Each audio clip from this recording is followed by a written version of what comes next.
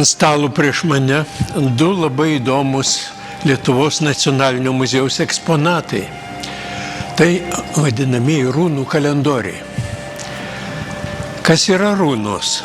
Runos tai yra rašmenys, kurie buvo paplitę ypatingai Skandinavijoje, ir kitose Baltijos jūros krantų skalaujamuose valstybėse.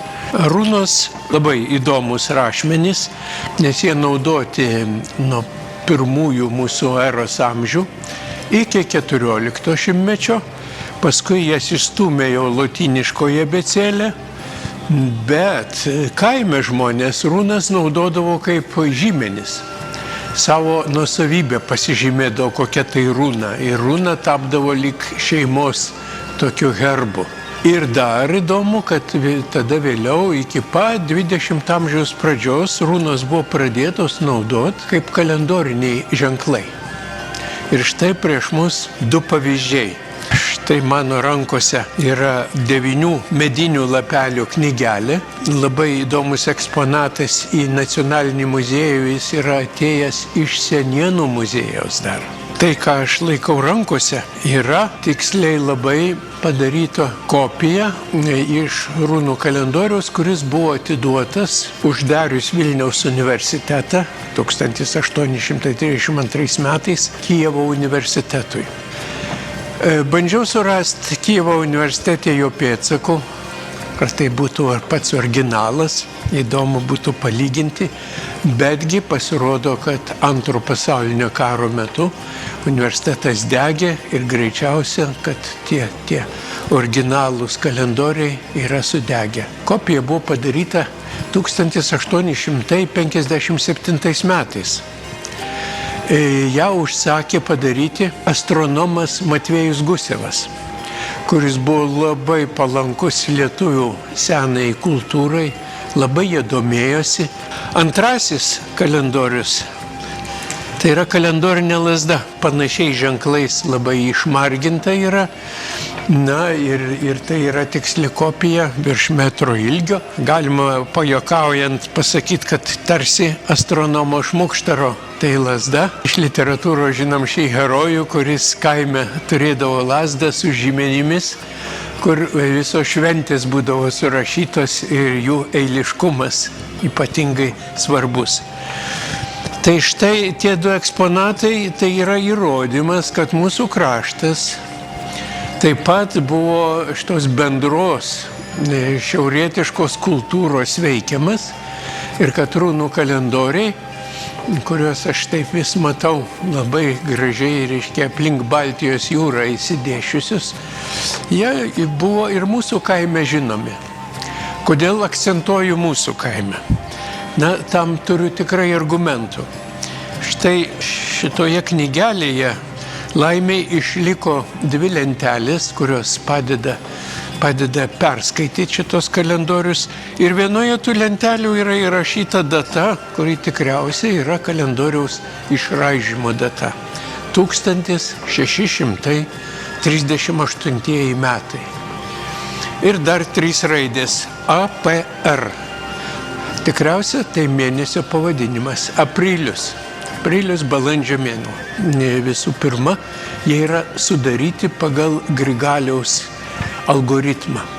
O kaip žinia, Skandinavijos kraštai vėliau negu šį datą priėmė tą reformuotą Grigaliaus kalendorių.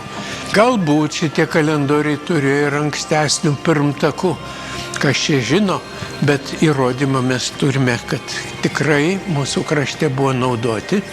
Runų ženklai, tai reikėtų pasakyti apie juos, labai ilgai buvo naudoti ir ten skiriama keletas atmainų, buvo senosios runos. Paskui apie vikingų laikais atsirado naujosios runos. Kad jie paslaptingi tie ženklai, tai kalba apie tai, kad kartais atskira runa savoką net išreikšdavo, tokią labai abstrakčią, kaip pavyzdžiui garbė, arba turtas, arba gyvuliai, visą ūkį apibrėžiantis. O kartais tai yra fonetinis ženklas. Runų abėcėlė vadinama futarku. Kartais runos būdavo iškalamas ant kenotafų. Tai ant akmens žyminčio kokio nors žmogaus gyvenimą šioje žemėje, kuris iškeliavęs į savo gimtinės žuvo svetimuose kraštuose. Čia vikingų laikais, pavyzdžiui. Ir tada jo gimtiniai buvo pastatomas akmuo, kuriame iškalami žygiai, jo nuopelnai, tarsi ir įteisinant to paveldėjimo teisę, kad čia jo vaikai, jo anūkai šitoje žemėje, šitoje gimtinėje gali toliau gyventi. Šiaip skandinavų sagos sako, kad runą sugalvojo dievas Odinas. Ir labai tokių paslaptingų būdų ant pasaulio medžio jis ten įkopęs ir pats save sužeidęs su savo ietimi, 9 dienas ir 9 naktis jis laukė, kol tos runos atsiras. Ir paskui jas krauju užrašė ant to medžio kamieno. Tiek lazda, tiek knygelė yra amžiniai kalendoriai. Tai žodžiu, jie tinka bet kada. Tiko 1638 metais ir tinka šiais 2024 metais. Tik reikia mokėti atskaičiuoti ir sužinoti, kurį iš runų šiemet reikš pirmadienį. Kitais metais jau kita runa pirmadienį reikš ir taip toliau. Svarbiausia čia yra įrėmintoji eilutė. Joje ženklai kartojasi kas 7. Tai yra aiški užuomina, kad tai yra savaitės trukmė. Jeigu tos runos kartojasi kas 7 ir bendras skaičius jų vartant tuos lapelius yra 365, tai vienas pusmetis, o paskui, kai knygutę perverti iki galo, apsuki ir skaitai kitas runas. Antras pusmetis. Bet norint sužinoti, kokia runa šiemet reikš pirmadienį, arba sekmadienį, bet kurią dieną, tai reikėtų atsiversti raktinį puslapį, kuriame yra įrėžta 1638 balandžio mėnesio data ir atkreipdėmėsi į šitą runų eilutę, jų yra čia 19. Ir pradžia tos eilutės yra pažymėta 2 rutuliukais ir tokia S raide. Tie 2 rutuliukai greičiausiai tai yra Saulė ir Mėnulis. Ir Kristaus monograma viršui įrėžta, žinoma, pabrėžia, kad čia yra krikščioniškas kalendorius. Dabar iš šitos eilutės galima ir nustatyti, kurį runa šiemet reikš kurią savaitės dieną. Tai daroma taip. Metono cikle, kurį nustatė graikas Metonas 5 amžiuje prieš Kristaus gimimą, ta data yra 3. Tada skaičių 3 mes sudedame su einamųjų metų skaičiumi ir daliname iš 19. Kokią liekaną gausim, tada tą liekaną atskaičiuojame šitoje eilutėje ir, sakykime, štai va šita runa mums bus pirmadienis. Kitais metais jau kita runa reikš pirmadienį, bet virš šitos įrėmintos eilutės dar yra viena runų eilutė, kur tų runų yra net 19. Pasirodo, kad jos yra susijusios su Mėnulio fazėmis. Galėtumėm šį kalendorių pavadinti išmaniu. Ir Mėnulio fazės labai panašiai taip pat gali būti nustatytos ir tik tai reikėtų žinot, kad 4713 metais prieš Kristaus gimimą visi ciklai sutapdavo. Sausio 1 buvo jaunatis ir buvo pirmadienis. Tai štai panašiai nustatoma ir Mėnulio fazė, kuri šiemet reikš, sakykime, jaunatį arba pilnatį, kaip pasirinksime.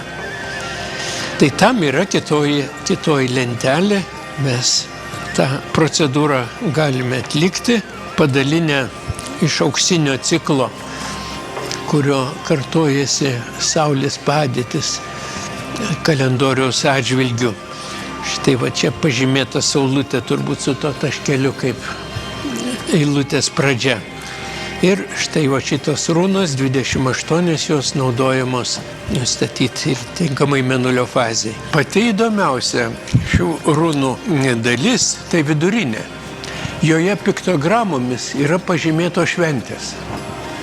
Ir štai ant lazdos briaunos taip pat ta švenčių eilutė. Ir kai kurie simboliai čia visiškai yra suprantami, visiškai matomi. Štai pavyzdžiui dalgelė. Ar nebus tik tai su javapjūtė susijusi. Prasideda tokiu ragu, kuris simboliškai reiškia naujųjų metų šventę. Ir ta šventė trunka tol, kol tas ragas ištuštėja ir jis yra apverčiamas žemyn. Iš įdomesnių ženklų štai čia yra turbūt orės pradžia. Tai plūgas pavaizduotas tokius išriesta tokia linija. Štai Mykolo Archangelo trimitas, dar ryškiaus yra pavaizduotas knygelėje, ten ir svarstyklės įtilpo, kuriomis sveriami geri ir blogi darbai. O čia laikas jau valtis ištraukti ant kranto. Švento Klemenso diena, jį pažymėta yra inkaru.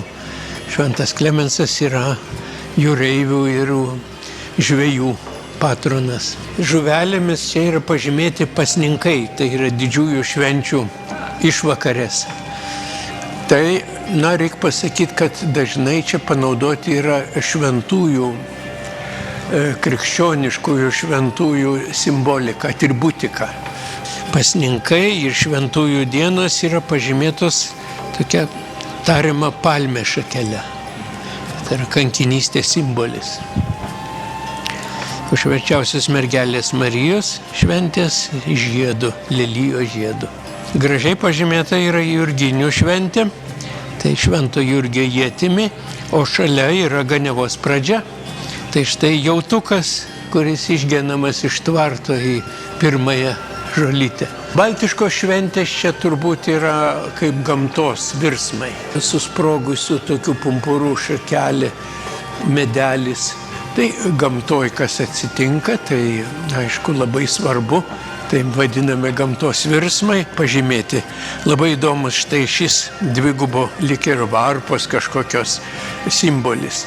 Tai javapjūtės pabaigoje tai buvo pažymimas skalsus, suaugusi ant vieno stiebelio tokia dviguba varpa, kuri būdavo derlingumo, skalsos ženklas.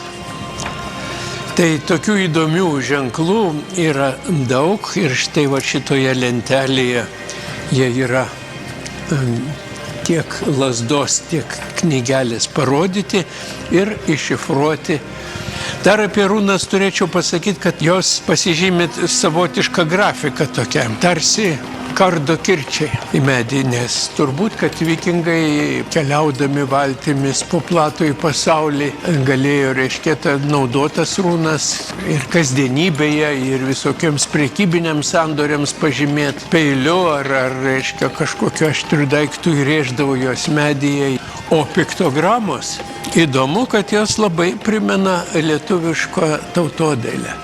Tarsi mūsų tautodailės simboliai. Tai dar vienas argumentas, kad mūsų krašte jie buvo naudoti. Buvo žmonių, kurie gebėjo tai padaryti. Reikia pasakyti, kad šie du eksponatai, aišku, vieninteliai daiktiniai įrodymai yra. Bet kai kurių mūsų tyrinėtojų archyvose galima rasti ir dar buvusių lapelių piešinių. Pavyzdžiui, Teodoras Narbutas savo rankraštinę tikrai yra palikęs vieną tokios knygelės lapelį su įvairiais simboliais perpiešęs iš kažkurio tai nežinomo turbūt kalendoriaus. Kas galėjo naudotis šis kalendoriais? Tai žinoma, kad visas žinias apie gamtą sukaupdavo šventikai. Ir kaip žinia, senosios baltų religijos saugotojai ir apeigų atlikėjai, tai buvo žiniai. Atskirose gentise vadinti ir vaidilomis, ir kryviais. Be abejo, kad jie buvo tų žinių saugotojai ir turbūt, kad kalendoriniai dalykai buvo jų misija. Jie turėdavo atlikti ir stebėjimus astronominius. Birutės kalnas yra įrodymas, kad tie tokie stebėjimai buvo atliekami. Ir sudarytos kalendorius, galbūt jie išmokydavo ir jaunąją kartą, kaip jais naudotis. 17 šimtmetį jie buvo pas mus žinomi tie kalendoriai, gal ir ta tradicijų tąsa galėjo ateiti iš labai senų laikų ir pasiekti ir mūsų kaimą. Nes štai mano pajokauta apie astronomo Šmukštaro lazdą, ta žinutė, ji nėra visai iš piršto laužta, nes sakoma, kad autorius apysakos Antanas Vienuolis, pažinojęs tokį žmogų, kuris tikrai turėjo tokią lazdą su žymėtomis šventėmis. Na, o mūsų šventės, net ir po Lietuvos krikšto, turėjo tokį labai svarbų vadinamą įkultūrinimą. Krikščioniškos savo esme to šventės, jos dar išlaikė ir didžiulį tokį sluoksnį papročių, liaudiškų tikėjimų, kurie tai pačiai dienai būdavo skiriami, nes tie visi papročiai ir tikėjimai buvo susiję su žemės ūkio darbais, jų sėkme, jų terminais, ką reikia padaryti nuo vienos šventės iki kitos ir panašiai. Ir tas veiksmas, kada mes priėję prie paskutinio lapelio, apsukome kalendorių ir vėl pradedame skaičiuoti. Ir taip metai po metų bėga ir vis pasikartoja tie patys darbai, tie patys rūpesčiai ir džiaugsmai to šventės, kad vienas ar kitas darbas sėkmingai padarytas. Ir mes vėl galim, pasidžiaugti jo rezultatais.